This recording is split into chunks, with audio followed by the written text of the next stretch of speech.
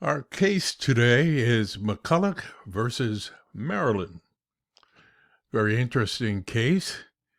As you can see, the petitioner here is James McCollough, and the petitioner is the person who brings the case to the court, and our respondent, the person who is brought to court, is Maryland, the state of Maryland.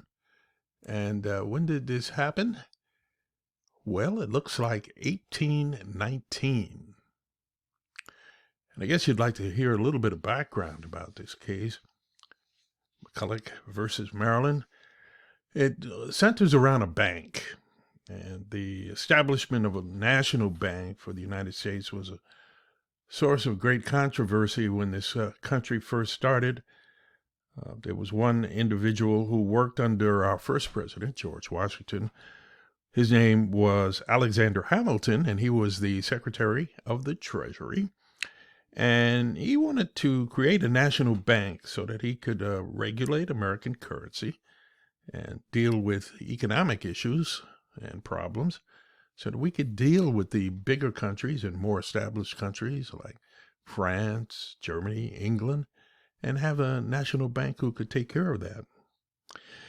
But on the other end, we have the Secretary of State, Thomas Jefferson, who eventually would become our third president, who was a states' rights person. Now, Hamilton, who we just talked about, was a Federalist, and a Federalist wanted a strong federal government that we did not have heretofore, because the original 13 colonies were 13 individual states who decided, well, we're going to be one country. So Hamilton on one side, the strong Federalist. Thomas Jefferson, on the other hand, wanted to have that pre-Declaration of Independence kind of power of the states and have strong states powers. So he didn't want that national bank. Well, with that, they formed a bank. They gave it a try, and they had the first bank, and that didn't turn out too well. So they got rid of that, and they tried the second bank of the United States. And that's where sort of our case begins. And here's the facts of the case. In 1816, Congress chartered the second bank of the U.S., and in 1818, the state of Maryland passed legislation to impose taxes on the bank.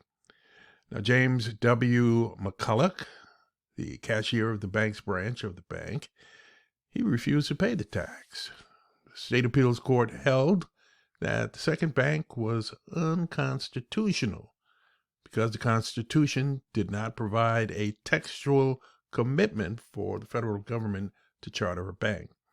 In other words, the second bank was formed, and the state of Maryland said, well, great, you have a bank, you're going to have to pay us a tax. Why do we have to pay you a tax? Well, it's not constitutional that you can create a bank. Congress can't create banks. Congress doesn't do that. Well, McCollough said, well, we're not paying it.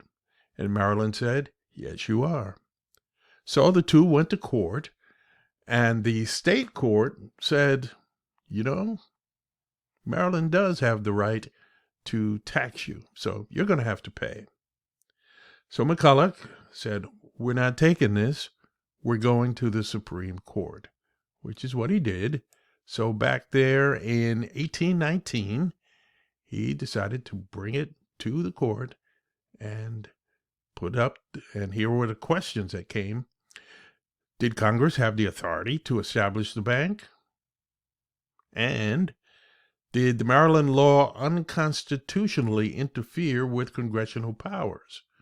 Now, Maryland says you don't have any power in this case because what you're doing is unconstitutional. It doesn't follow the Constitution. The Constitution says you can't do this. Well, it doesn't say you can't do it. It just says you don't have the power to do it based on what it says. Well, what do you think had happened? Well, we have a conclusion. And the conclusion was brought forth by our justices. We have Justice Marshall, Washington, Johnson, Livingston, Todd, Duvall, and Story. And we had a unanimous decision for McCollough, the bank clerk. And John Marshall, who was the head of the court, read the opinion, which was held by the majority, not all, but the majority of the judges.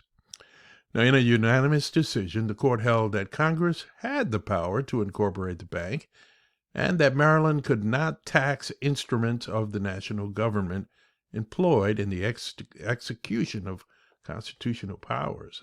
That's a mouthful. But what it said is, sure, Congress has the power to incorporate a bank, and Maryland doesn't have a right to tax it because Congress and the bank are just exercising their constitutional powers that are given to them by that piece of paper. Well, pursuant to the Necessary and Proper Clause Act, which is Article 1, Section 8 of the Constitution, Chief Justice Marshall noted that Congress possessed powers not explicitly outlined in the U.S. Constitution. In other words, it doesn't say exactly that they can start a bank, but Congress has powers that don't say it necessarily. It's implied. There are certain powers in the Constitution that are called enumerated powers, and enumerated powers such as forming or declaring war, for example, and making taxes and laws, it says it in the Constitution. But what they're saying here is there are some things that they can do that aren't explicitly said, they're implied. So Marshall redefined necessary to mean appropriate and legitimate, covering all methods for furthering objections covered by the enumerated powers.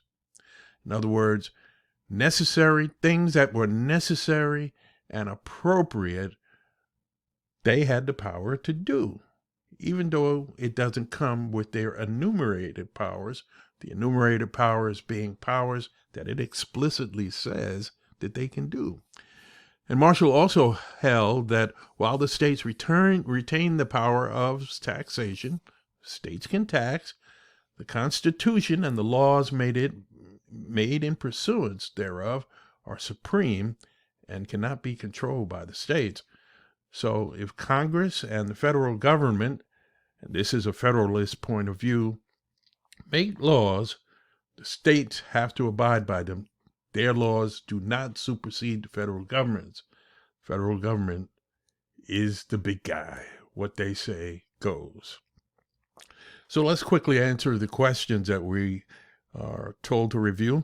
What group or person brought this to court? Well, we know that. Mr. McCollough. He brought it to court.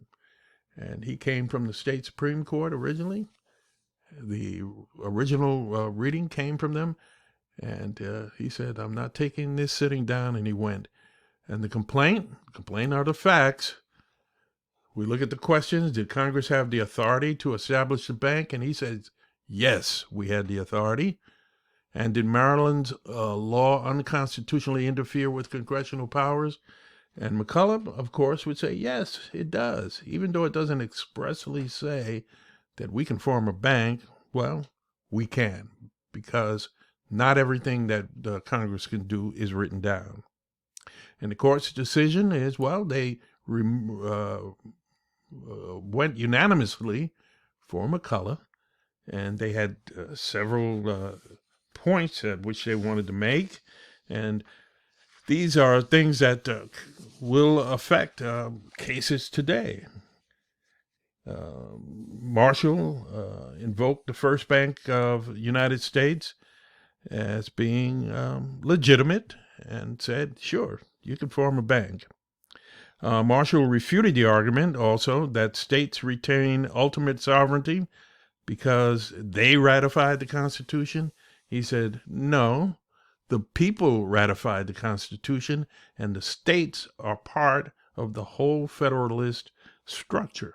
It is not just the states that have power. He also said that and that the Constitution does not enumerate a power. Not everything is written in the Constitution. And as long as things were appropriate and necessary, Congress could do it. So there you have it. Take a listen and see. This I want to do more as a model. That's why I'm giving you more of the answers that you can use in trying to do the rest of these. So take a listen and hit it and quit it. Let's go.